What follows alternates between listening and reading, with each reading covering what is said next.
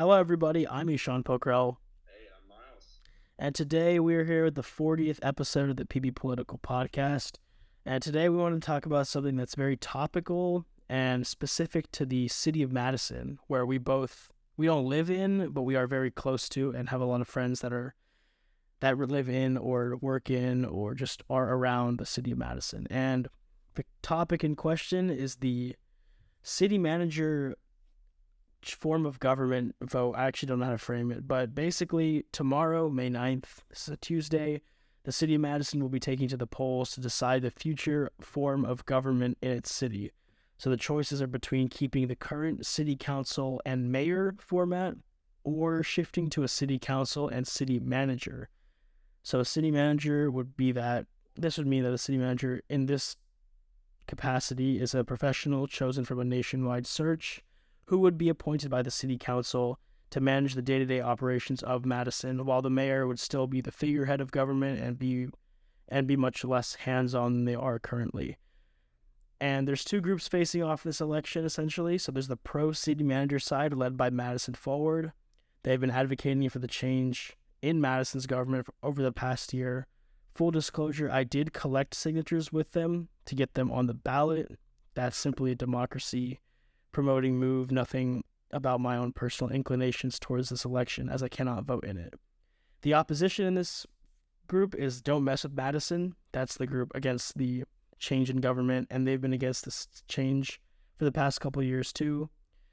And here we are now. Petitioners had to receive about 1,200 signatures for the question of, do we want to change our government to move to a special ballot? And this ballot was approved in early 2023 for a May 9th election, which is tomorrow. So today joining me is Myles Gollop. He is our backup host of the PBPolitical podcast. Cameron is in finals week, so I appreciate Myles on very short notice coming in, reading up on the subject, and being willing to talk about it. So thank you, Myles, and take it away. All right. So, Eshan, knowing that you're taking signatures for vote yes, I want to know, why should we have a city manager? All right. So once again, I'm not actually involved in the promotion of city manager ordinance, but I did take signatures for the last year. I was involved with that stage of it. So I'll just go through what happens. So this is all from the Madison Forward, al.org website, the pro group in this situation, because they're the only ones that have actually really published a comprehensive list of what will change. We'll stay the same, all of that. So if a city manager is approved by the voters on Tuesday, the system of government will be altered. And this means, so right now in Madison, the city council has 7 districts. It'll be redrawn into 6 districts. The voters will still elect those 6 council members and a mayor, and the mayor will become the 7th member of the city council. The city council and the mayor will search nationally for a city manager, who I guess has a degree in city management or something, is very qualified for the role, essentially, you would hope. And they will, I think it's a degree. I don't know how it works, honestly, but regardless, they've probably been a city manager before, and they know how to optimally manage a city. And they will be selected by the city council and the mayor, and they will be running the day-to-day operations. You can think of a city manager kind of like a CEO of a company. Or I don't know if that's, or COO, the chief operating officer. They do the most of the day-to-day work, and but this mayor will still be the CEO, like the head of the city. But the city manager will be doing much more of the grunt work. Madison Forward has argued that this will provide continuity in Madison, even with elected officials changing due to like re-election or losing elections or all of that. And yeah, the city manager is tasked with running the city similarly to a business. And I think that's what the hope is for. I know a lot of the Madison Forward proponents are businessmen and leaders in business, all that stuff in the community. So I guess it kind of makes sense that they envision Madison Forward, or the city manager, to be kind of like a executive or an operating officer in that role. Yeah. So, a little bit about me. I probably should have mentioned this earlier, but yesterday I was driving around Madison. In this neighborhood, I was delivering some DoorDash and saw a bunch of signs that said, "Oh no," very adamant against having a city manager. Numerous signs in the neighborhood.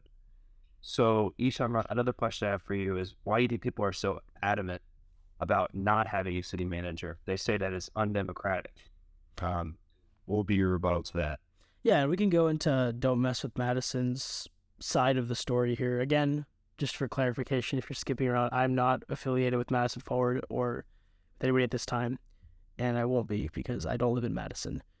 So Don't Mess with Madison, that's the opposition group. I think they typically, I have seen the signs when I drive around Madison. The one issue with their signs, I will say off the bat, is that a lot of them don't have a date on them for when to vote no. So it's going to be kind of awkward if there's a lot of people that want to vote no but don't actually know the date of the election, which I find is like kind of an oversight from the organizers. But I think they just think that the mayor being directly accountable to the constituents of Madison is just like a smarter idea, and it has merit. I mean, a mayor is you can remove a mayor easier than a city manager, because to remove a city manager, you'll have to have the city council and mayor like vote to approve or remove them. It's kind of like a contracted situation from what I understand. While with the mayor, you can obviously just vote them out for or re-election, or you can just not re-elect them or something like that. I think that's like the biggest point. Ooh, sorry about that. Do not disturb is on, yet he's still okay. Sorry about that. The biggest point against it is it's both that power dynamic where the city manager, someone who is unelected, has more power than the mayor who was elected or the city council who was elected. Presumably, again, I don't know the full details of because there is no city manager, so we don't know exactly what they'll be doing. But another thing that's been brought up by Don't Mess with Madison was the cost. I think the belief is that the cost will be it's another person in the government, obviously higher cost, all that posturing, even you can call it, because I don't know if it's true. It's been refuted by Madison Forward using data from the International City and County Management Association. Over in the long term, the argument is that the city manager actually saves money due to like more clean cuts, like clean spending, and like like more coherent and decisive spending, I guess. So I guess like bad like investment stuff will be cut out in the long term. I think those are the two sides of the issue. Myles, what do you think? I mean, you've been around. You obviously we don't live in Madison, but you definitely know about the issue. And what do you think? What do you think it's looking like for tomorrow? Just about it. I'm not as knowledgeable as you, obviously, in this because I didn't really know much about it until a couple weeks ago when I submitted a couple questions to the forum, asking about how it would work. First of all, I would like to know how the current mayor, as well as the city council, thinks about this. I don't know if Paul Finley has any comments on it or not. I haven't looked into it, but how does the current Madison government feel about it? I also don't know. I'm pretty sure there was one point where Paul Finley said that he was for it. Paul Finley's the current mayor of Madison. From what I've heard from people I've been back in Huntsville after my first year of college for like a week now, so I've been working around Madison, just around Huntsville in general, and I've heard things like initially he was like in principle for it. Now as it's gotten closer, it's been shifting. He's been making it a little tough. I've had people from Madison Forward tell me that they're requiring permits for their signs now in the city of Madison, so they've been cracking down. That's something that isn't really cracked down on much in general during election season, so that's being cracked down a little bit more. So I wonder if he's gotten a little bit more hostile to the idea, which is a little interesting. I guess I'm not sure if he wants to run for re-election. I've heard, again, mixed things on that, too, that he's done after his term.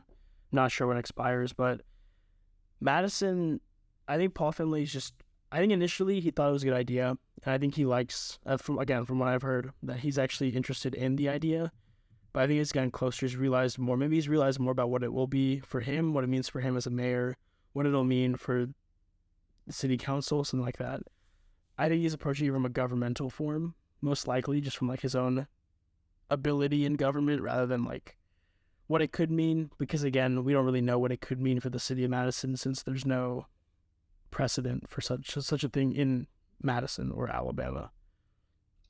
Yeah, I mean, the way I see it, it does seem a little bit undemocratic. So yeah, the city manager, it is going to be selected by the city council, which the city council is democratically elected by voters directly. But like you said, it's very hard to get the city manager out of office. a lot easier to get a mayor out of office. You just vote him out. And then reading off the domesticmedicine.org page, it eliminates the separation of balance of powers, and it gives the city manager becomes more powerful than the mayor. The mayor's more figurehead. I don't like that. I don't think the city manager should be essentially hired to govern a large group of people. I guess that's my main argument against it. But like I said earlier, I'm still thinking about it. And it's interesting to hear your point of view, as well as Jalen's, other Madison residents. And I wish I could vote. Again, I want to harvest. Not too far for Shout out to Harvest. That's my point of view. I agree. I just see one democratic to a point. I think my only experience with the city manager is like Parks and Rec, because Rob Lowe's character, he's the city manager in the city there. Yeah, that's like my only experience with the city manager. I actually have no idea how it would work. I've been told that cities like Austin, Portland, which are on two different sides politically, I would say Austin and Portland. They both have city managers, and I mean, I don't really know much about those cities. I've only been to them like once or twice. But there's a lot of precedent for the actual city manager position itself. I don't know how it would work in Madison. I think the power dynamic is something that is interesting. I think that's on the face at least concerning to a lot of Madison residents. But then again, a lot of Madison residents have issues with their government as is, so it could be a distrust issue. I mean, I know with the there's been a lot of issues around the minor league baseball team, the trash, like the whole like the revenue, like, or the spending costs of the stadium and the overpasses and all of that being offloaded to the citizens has been very unpopular. There's been a lot of issues that you don't really think about, but when you vote, people think about them. They're in the back of your mind when you vote for leaders, and I think that's something that could be worth exploring. I think another issue about this election, and I wish we were able to cover it more as an organization, was just the lack of media coverage, I would say. So, I mean, I was going through the big websites here, WHNT, WAFF, all those. If you just look up city manager, Madison, Alabama, there's not really many stories. Even today's the day before the election, and on Google, the first page doesn't really have the first thing I can find on the first page is like semi-recent is a AL Political Reporter article from 5 days ago. There's nothing from WHNT, again, on the first page of Google, which would probably give you the best results from like an optimization, all the stuff they have, and WAFF March 13th and March 30th. There's been a pretty crazy lack of media coverage, I would say. And I think it's something that both I find it interesting that the campaigns haven't really pushed the media to like give them a boost, either way. Because I think this has been kind of an election that's like people know about, but not really, I find it interesting because like in 2022, I would say like the actual elections, pretty much every race here was like, even like the school board race that in Madison County in our district, like those were all like people knew about those. People knew about the House race. People knew about the Senate race. It was like the knowledge about like what was going on in politics was very high. And I think that's just kind of dropped off in this cycle. And maybe it's because it's May 9th and kids are still in school and it's just a random Tuesday. But I don't know. What do you think about that? Just the lack of... I agree with you because it's not a vote for people. It's a vote. What is it, a referendum?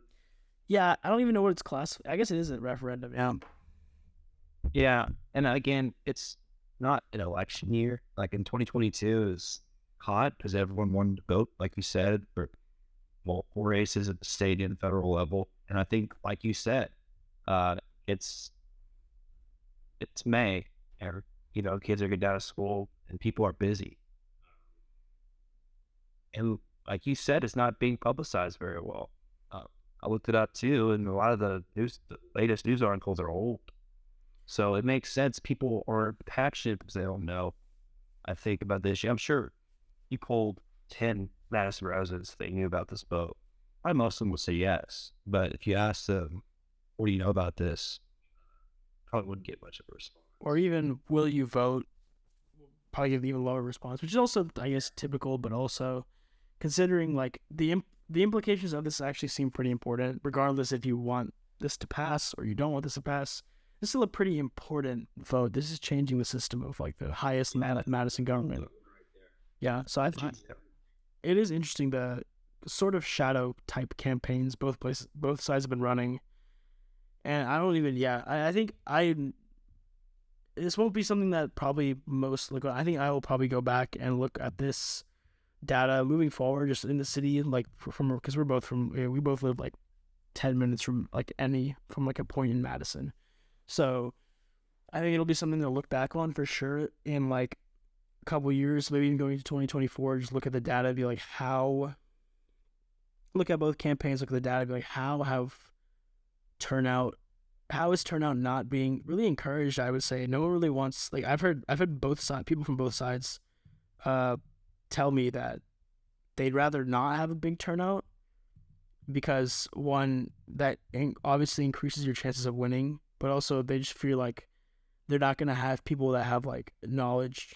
If you don't really know what you're going to do, like if you don't know what's going on, the likelihood of you voting in an election like this is low.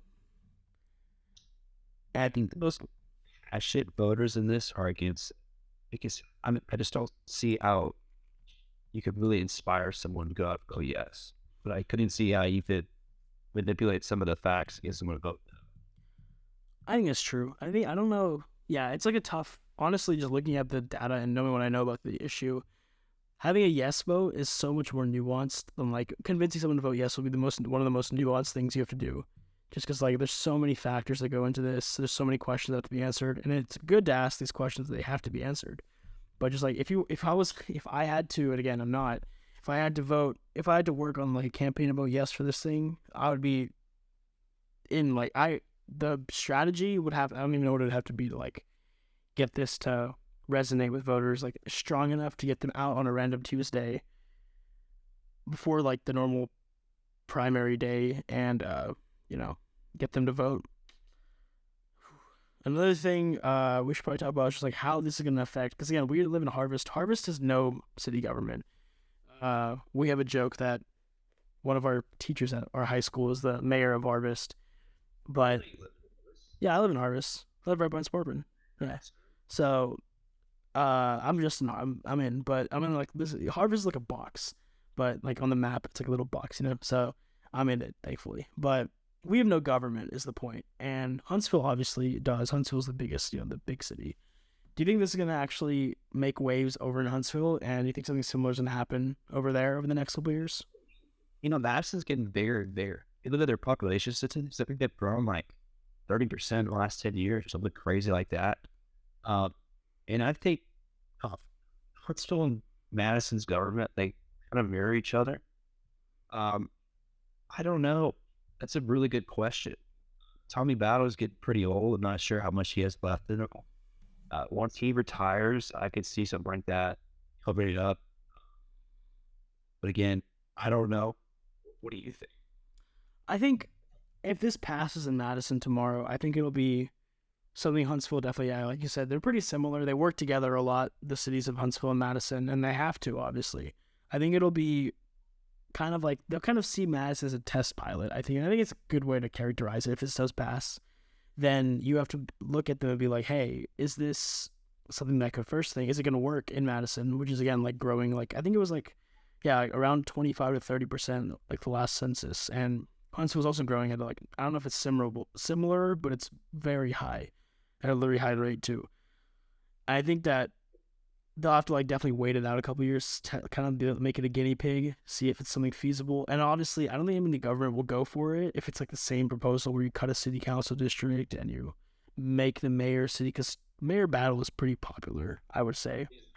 Very popular. He ran for governor in 2018, and he didn't win, or unfortunately for him, but he did get his name out there. I don't think he wants to run statewide again, but Their primary is convert, and he did well. He did well. He got like 20, no, he got like 30 something. I don't know. Point being, I don't know how he'll feel about the whole losing a little bit of power, because I think the mayor does lose power in a city manager system. Um, I don't know how I feel about it, but I think that Madison will definitely, again, if this passes, then Huntsville's going to watch the city of Madison for a good 2 to 3 years. Well, this takes an effect in 2025. I should mention the city manager of Madison, if it's passed, it will be effect starting 2025. I think there might be elections that coincide with it. That might be why. I have no idea with Madison's election timetable, but let me look it up. But maybe, so the 2025 would mean that, I guess, to 2026, 2027, maybe they'll watch it. Maybe it'll be a question on the ballot in 2028 midterms in Huntsville. Who knows? I think it's something that should definitely be watched in the future. That's about it. Yeah. So, Yeah. I heard my mom getting back. No, you're good. Yeah. Do you have anything to add, or I think that's about everything we have today, I'd say. It's been really fun. I like talking about this. Really interested to see what happens tomorrow. Do you know when the results are going to come out? No, I know there's 7 a.m. to 7 p.m. Polls are open. If you're in Madison, I would encourage you to go vote, simply because you should vote whenever given the chance. It's something that will impact the city, regardless of the outcome for the next couple of years and maybe the future. 7 a.m. to 7 p.m. I don't know. I'm assuming that we'll know by tomorrow night. And yeah. So, yeah, thank you guys for listening. Next week, we have the big one, 2024 Republican presidential primary recap, or not recap, but we'll get Myles in here. We'll have Boddicker. We'll have Cameron. We'll have everybody here. So that'll be a fun one. We'll have that coming up next Tuesday, so the 16th. As of now, thank you for listening. Share this to all your friends in Madison if they want to know about the election and what's going on.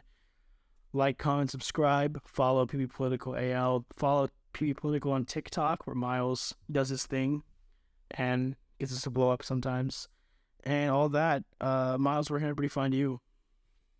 Yeah, man. Thanks a lot for having me on. And like you said, make sure you follow the TikTok. I'm trying to get more active this summer.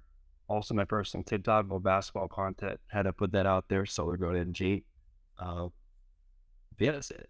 That's it. Yeah. All right. Thank you guys for listening. I'm Eshan Pokhrel. I'm Myles Gollop. And goodbye.